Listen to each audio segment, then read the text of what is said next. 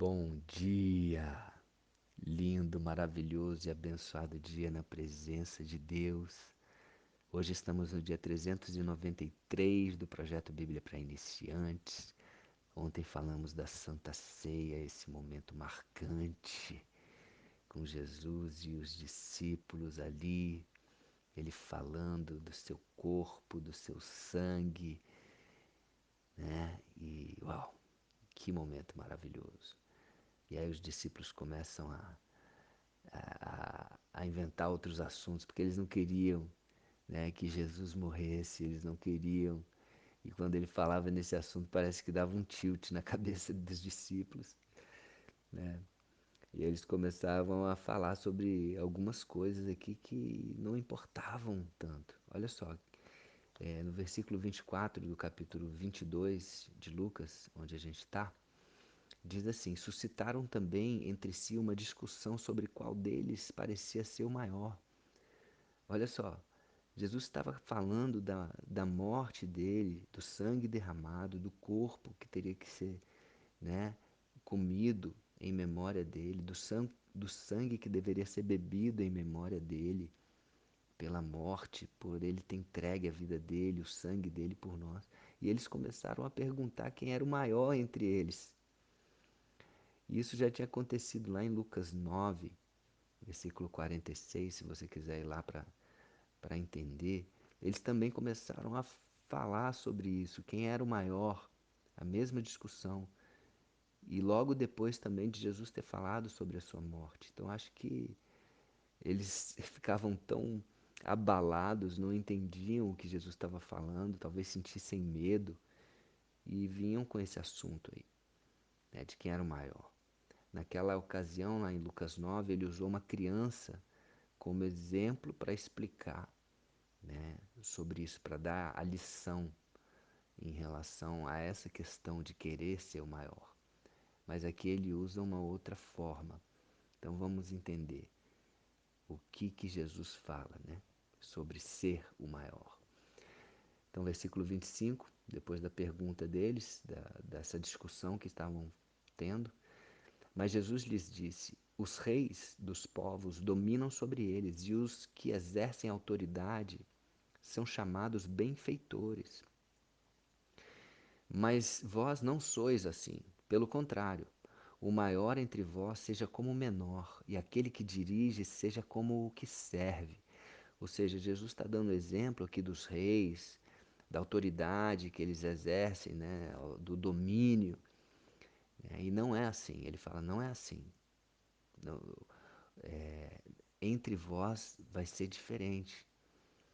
Quem quer ser o maior, que seja como o menor, assim como aquela criança que ele falou lá em Lucas 9. E quem é o que dirige, seja aquele que serve mais.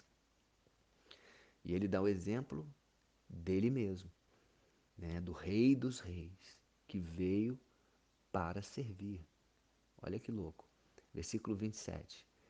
Pois qual é maior, quem está à mesa ou quem serve? Qual é? Faço essa pergunta. Quem está à mesa ou quem serve?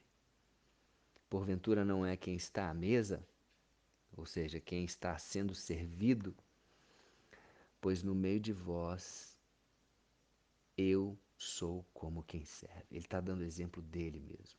E ele estava falando ali com autoridade, porque ele estava servindo os discípulos naquela santa ceia. Ele repartiu o pão, ele serviu o cálice, o vinho, que representava o sangue dele. Ele lavou os pés dos discípulos. Ele servia, ele veio para curar, para libertar, para trazer uma vida em abundância, né? Multiplicou os pães, ele serviu, ele foi o que mais serviu. Senhor, Salvador e servo. Os três S's aí, maiúsculos. Versículo 28.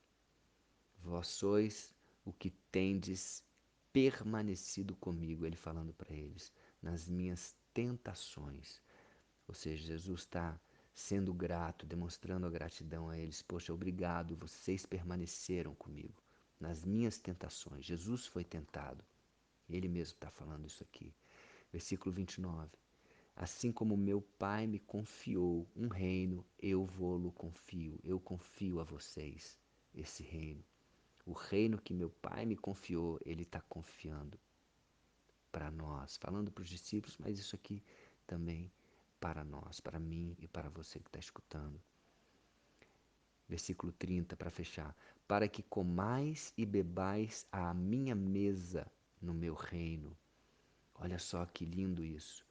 Jesus está dizendo aqui de duas coisas importantes em um relacionamento íntimo e pessoal, como ele sempre deseja. Jesus deseja isso, ele está à porta e bate. Ele quer entrar na nossa casa, ele quer estar com a gente, ele quer cear conosco. Deus sempre quis esse relacionamento, desde Adão e Eva no Jardim do Éden. E qual é o princípio? Dois princípios de um bom relacionamento: confiança e intimidade. Ele fala aqui: eu confio. O que meu Pai me confiou, o reino de Deus, eu confio a vocês. Confiança e intimidade, para que comais e bebais a minha mesa no meu reino. Ele quer isso. Ele quer comer com a gente, ele quer ter intimidade com a gente. E para fechar, e vos assentareis em tronos para julgar as 12 tribos de Israel. Olha a confiança. Julgar, né? Todo relacionamento pressupõe um certo nível de confiança. Imagina um pai com um filho. O filho confia no pai, em contrapartida também o pai confia algumas tarefas ao filho. Olha, eu estou te dando esse dinheirinho, saiba utilizar. Eu estou te dando essa tarefa aqui, faça. Né? Confiança. Né? Todo relacionamento pressupõe. E aqui Jesus está confiando algo muito sério. Julgar as 12 tribos de Israel. Eu fico imaginando Salomão, né, pedindo sabedoria a Deus para julgar o povo. Imagino que quando a gente estiver no reino de Deus, junto com Ele, lógico, essa sabedoria vai estar conosco para julgar o que quer que seja. Se Ele realmente nos capacita, né, então é porque temos, temos essa capacidade e essa autoridade dada por Jesus está sobre as nossas vidas. E isso vai ser no momento que nem eu e nem você sabemos. E não sei também como é que isso vai acontecer, mas Ele sabe. E se Ele está falando isso, é porque Ele vai nos capacitar para isso também. Amém? Mas isso, cenas para os próximos capítulos da vida eterna. Então é isso, ficamos por aqui hoje com mais essa lição. Quer ser o maior? Seja o menor. Quer dirigir? Sirva como Jesus. Amém? Então, um beijo no coração. Um dia maravilhoso e abençoado para você. Até a próxima.